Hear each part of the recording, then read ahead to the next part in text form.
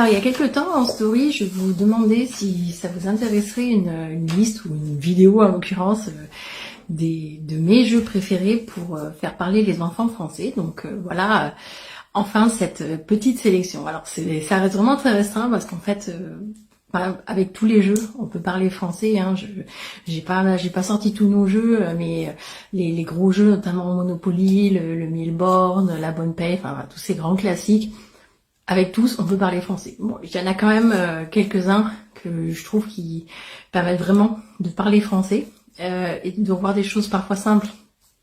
Donc par exemple, le premier, c'est le jeu des 7 familles.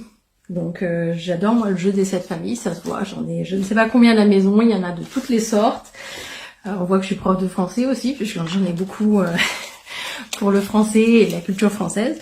Et les 7 familles, ce qui est pratique, c'est que c'est accessible déjà aux plus petits. Mon fils qui a 5 ans, tout commence à y jouer. Alors évidemment, il ne sait pas lire. Par contre, il reconnaît certains jeux, ils ont des couleurs, ou il connaît au moins les chiffres de 1 à 6. Donc ils peuvent déjà jouer à ça avec leurs grands frères et grandes sœurs. Et ça va leur permettre de voir les couleurs, les chiffres, sans que ce soit trop difficile. Et puis en plus, voilà, pour les jeux, alors déjà, il y en a de toutes les sortes. Donc je pense que vous trouverez facilement quelque chose pour vos enfants. Et puis voilà, hein, comme ça, la montagne, ça permet de voir du vocabulaire spécifique.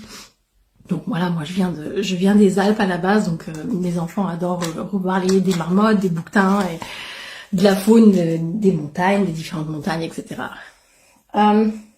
Ensuite, alors j'ai pris celui-là, ça s'appelle Give Me Five, mais c'est une sorte de jeu du petit bac. Et le petit bac, c'est aussi vraiment super, notamment aussi pour les enfants qui savent écrire, bien sûr, mais ça peut se faire avant à l'oral, à savoir qu'on donne une catégorie, on donne une lettre, ou pas forcément une lettre, hein. Là, dans ce cas-là, on donne une catégorie et il faut donner 5 mots de la catégorie. Donc c'est idéal parce que ça permet de revoir le vocabulaire et de faire prendre conscience à l'enfant des champs lexicaux. Donc si on dit donne-moi 5 fruits, donne-moi 5 légumes, donne-moi un animal qui commence en P, ça peut être il y a toutes les variantes possibles, mais ça peut être aussi ce que je fais moi dans mes cours en ligne quand les enfants apprennent à lire et à écrire. Donne-moi un animal avec le son ou avec le son on. Donc voilà, pour commencer à faire la reconnaissance des sons, des syllabes, etc. Donc ça aussi, c'est vraiment un jeu, c'est basique et on peut vraiment aller dans toutes les directions pour pratiquer. Ensuite, le double, c'est pareil, là il y en a de toutes les sortes. Et ça peut se fabriquer même à la maison où il y a des sites qui permettent de les imprimer. Et voilà, justement, on va choisir le thème dont on a besoin. Moi, ce que je fais avec certains de mes élèves, coucou s'ils passent par là, les parents, c'est avec les chiffres que certains ont du mal à acquérir. Donc, de prendre des chiffres entre 1 et 20, faire un double et répéter. Et ce qu'il faut, c'est qu'en fait, le double, on a 2 cartes.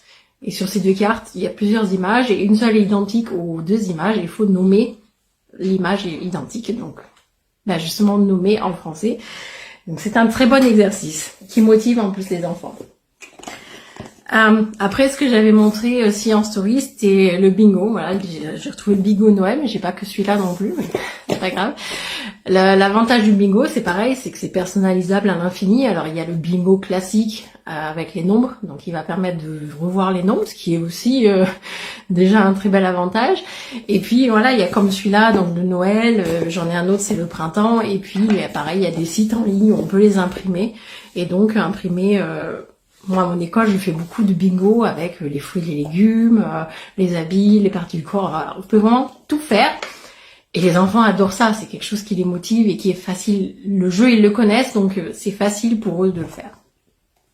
Et en dernier, j'ai pris le Skijo, je sais pas comment on le prononce. Chacun a sa prononciation personnelle.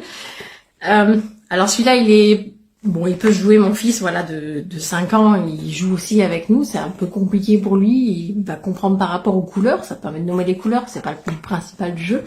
Mais ce qui est intéressant pour les enfants francophones, ça va être quand il faut compter les points, à la fin, de faire les additions et les soustractions en français.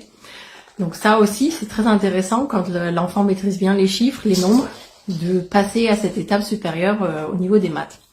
Voilà, donc c'est comme je dis une sélection de jeux, il y en a énormément, hein, surtout de nos jours, il y a plein de jeux classiques qui ont plein de variantes avec des thèmes différents, avec quelques règles différentes, etc. Donc il y a vraiment de tout. Chaque jeu peut être utilisé pour parler français. Cette sélection, elle permet encore plus, on va dire, mais tous permettent de parler français. Voilà. Si vous avez d'autres idées, postez-les-moi en commentaire. Et puis sinon, amusez-vous bien en français.